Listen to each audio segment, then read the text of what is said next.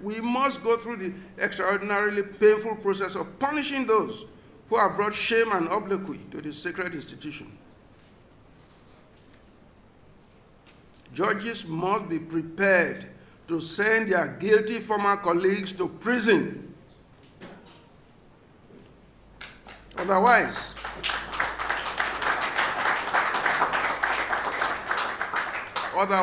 we'll be creating a species of human beings who can be corrupt, who can be rotten, who can bring down the whole system and yet not be touched.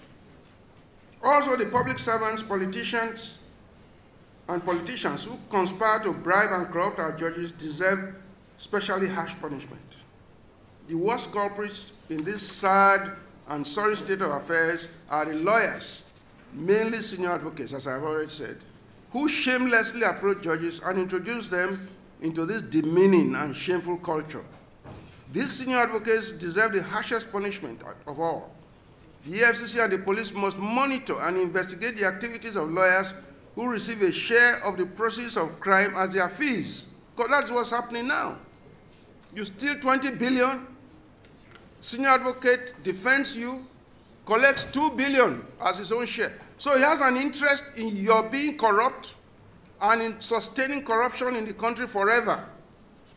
They should be treated as accomplices after the fact. That's my view. If you collect your fee from a politician who has stolen money, you are an accomplice after the fact. So you too should go to prison for the money you collected.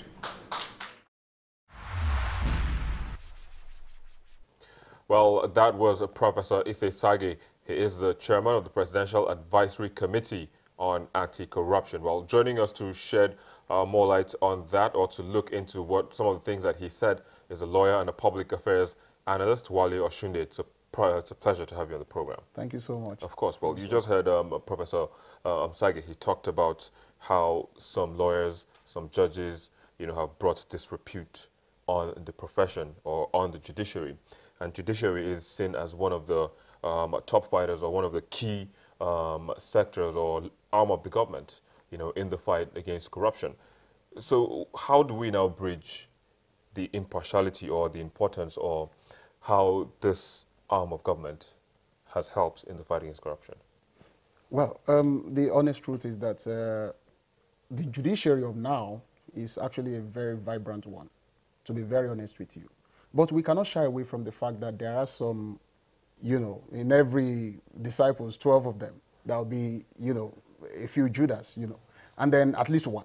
But I can assure you that right about now, and flowing from the series of, should I say, turnaround speeches that we have had from the Chief Justice of Nigeria, and then we also continue to see that the vibrancy of the judiciary has never been questioned at any point in time, especially flowing from the array of, should I say, judicial personalities that have actually been taken to the courts, and then the courts have vindicated them over and over again. And I make bold to actually say on this platform that, you see, the litigants, particularly the politicians, and then a few corrupted lawyers, are actually strengthening the apparatus of corruption in the judiciary. And that's the honest truth. And I'm able to say it with all sense of responsibility. So how are they doing this? No, what I mean is this. A politician wants to get justice at all costs, and then he looks for ways, outside the ambits of the law to get that done. And then you find some lawyers helping to foil that, or to, make that happen. And so, and then one way or the other, they try to... Any recent example? Well, I may not have a particular one right now, but the truth is we all know this. This happens in this country. Well, that's the honest truth. I don't know. That's why I'm asking if there's any recent example. Anyway, one thing that I know is this. Over and over again, the activities of some political elements, or should I say some politicians in our land, litigants, they come by way of, being litigants, have actually fueled all of these suspicions and all of these moves to tint that judiciary with that appellation of fantastically corrupt, that they have actually, that's the nomenclature with which they have painted Nigeria, and then the judiciary. But the truth is, I make bold to let you know that we have a very vibrant, upright, wonderful, and hard-working judiciary in this country. And I say it with all sense of responsibility. And then maybe I should also just add this very quickly. You see, you find out that most of the judges that were accused the other time dragged before the various courts were vindicated. And that's the honest truth. I'm not saying that corruption is not in the land. I'm not saying that judges are not corrupt, you know, somehow. But the truth is that the extent to which we have painted the judiciary is actually so fallacious. And that's the honest truth. I mean, you find wonderful. I go to courts almost every time, and then I see the kind of judgments that we have in our courts, the kind of, you know, rulings and the proceedings itself. So let me even ask, I mean, since President Buhari took over office, I mean, you know, he has been very keen about the issue, the fight against corruption. How many convictions have we had? I mean, you say the courts, the judiciary is so vibrant, and there's been a lot of indictments. How many convictions has this vibrant judiciary made so far? Victor, you see, the point is this, and that's where we get it very wrong sometimes. It is not the job of the judge to ensure that this person goes to jail without this convincing evidence. And that is where you want to talk about the lack of diligent prosecution. You see, sometimes even judges do know that this person is likely to be guilty of this offense. But if the prosecutor, now you probably want to talk about EFCC or any other, the prosecutor, ICPC. Yes, if the prosecutor is found wanting in that area of ensuring that that prosecution is diligent enough to warrant a conviction or to secure a conviction on the part of the court, then it will not fly. And so the judge would just be helpless in that situation, and that's it. And that's why I also join my voice with those, with that of people saying that we should not do social media trials, we should not do newspaper trials and all that. We should be very, very careful. We should ensure, or should I say our prosecutors or the police or the EFCC, you know, all the agencies of government should ensure that they have all the evidence that they need to prosecute a particular matter to a logical conclusion before they now begin to make all of these things public. And that is exactly what bothers a lot of people in this country. So in other words, the federal government and the prosecutorial agencies need to do more in terms Absolutely. of... But you know, there was the issue of body language, you know, the president's body language. But then the president hasn't been around for a while. I think he left the country on the 7th of May. Do you think his absence could have maybe put a bit of a slack on this fight against corruption? I really do not want to think so, because we have a very capable and wonderful vice president who is now the acting president. You know, and then I know that they have been working together as a team.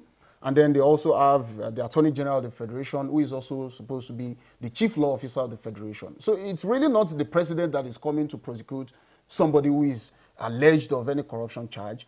You know, it is not even the Vice President himself. But the Attorney General is there, and that's why you need a wonderful Attorney General. And then I think we have one. And so I think almost because of, you know, the Attorney General of the Federation, the Minister of Justice, to ensure that justice is served. And then officers who are working closely with his office, you know, do what exactly they are supposed to do. And that's just it. They should ensure that they have all the evidence to secure a conviction, a watertight case at the end of the day. And then the moment you present that, the Nigerian people who do not want their own labor to be in vain would also back you up. And that's exactly what the thing is. Well, talking about the president's absence, I mean, how long is too long? What's the Constitution saying, or what does the Constitution say? Well, now, that is a bit dicey. And then if we are not careful... Well, your lawyers, do you interpret the Constitution? Well, you see, and that's what I'm saying. If we are not careful, we are likely to actually be plunging ourselves into another constitutional quagmire, if you call it. Why? Because there is likely to now be another lacuna. Because I have not read in the Constitution where the president cannot travel abroad, if that is taken. Okay. Now, I'm yet to see in the Constitution where if the president is actually not on vacation, if he's on vacation, yes, he has 60 days. If he's not on vacation, if he's abroad, he has traveled abroad, you know, I've not seen a clear-cut situation whereby he needs to be back in the country within a particular time frame. Well, he's on medical vacation. Well, you called it that.